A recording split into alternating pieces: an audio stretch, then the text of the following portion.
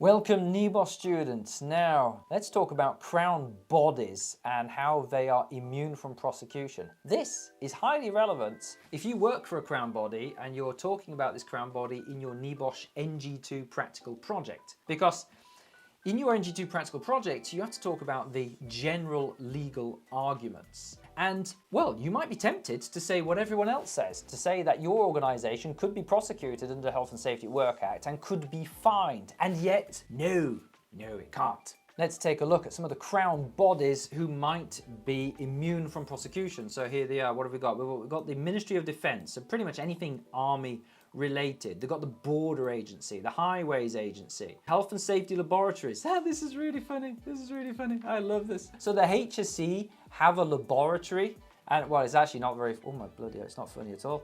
Right, so we had someone who basically got blown up. Oh my goodness.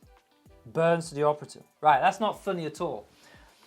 But it's kind of funny that the HSE had to take action against its own laboratory. Now, what type of action do we take? Here's the thing, is that crown bodies are not immune from the Health and Safety at Work Act, but they are immune from prosecution. That means that the Health and Safety at Work Act applies to crown bodies, but the Crown is immune from prosecution under the Health and Safety at Work Act. Why? Well, think about it. It's like, in a prosecution, it is the Crown which prosecutes. So it's Regina or Rex versus someone. So it's King Charles versus someone. That's how a prosecution works. It's the state against someone. If it's a crown body, it would be King Charles versus King Charles. It would be the crown against itself. You can't prosecute yourself. It's a bit unfair. And so if we look at the HSE website here, it says there is no crown exemption from the Health and Safety at Work Act and the relevant statutory provisions, which means that the law does apply to the crown.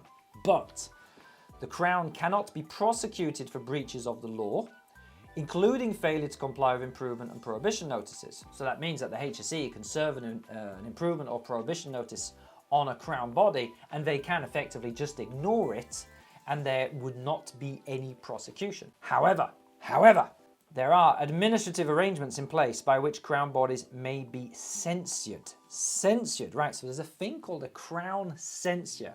Basically, it's a court process, a little bit like a prosecution, where the Crown gets told off, they get censured. And here we have a list of all of the censures taken since April 1991. And it looks like we haven't had any in the past 3 years. I wonder why, I'm not entirely sure. But basically all of these have been told off. There haven't been very many of them, as you can see. We're at about 42 so far. Let's just take a look at the last one here. 6th of February 2017, a 13-year-old cadet had to participate in cadet training. When leaving site, he attempted to squeeze through a gap in an electric gate. As he did so, the gate opened and he became trapped, sustaining serious injuries. So clearly a design fault on the electric gate there. That's the reserves. They're immune from prosecution. So the HSE investigated that because it was still a work-related injury. It's still covered by the Health and Safety at Work Act, but they couldn't take any action. Let me give you another example, and this is a personal favourite of mine. So during the COVID pandemic, the HSE was carrying out visits on workplaces all around the country, and they visited the Department of Work and Pensions in Leeds, I believe it was, and they were failing to enforce social distancing. So it was a classic case of the government telling us to do one thing whilst completely failing to do that same thing itself. Cheers, Boris. Now, the HSE knew that they couldn't really take much action at all against the Department of Work and Pensions because they're a Crown body. Can't serve an improvement notice, can't prosecute, they're immune from those things. But what they're not immune from, they're not immune from the fees for intervention. Not immune from that. And so what they did was they issued a notice of contravention to say formally, you are in breach of the law on this, and that enabled them to bill the Department of Work and Pensions under the Fees for Intervention scheme for the time taken. Fascinating little example here where the HSE came because they had heard stories of people congregating and not following the guidance, and various issues found. What we've got here, line manager gave instruction to a group of staff to group around a desk with staff not practicing social distancing. Walkways and stairwells have been designated two-way travel despite the fact they were 1 meter wide.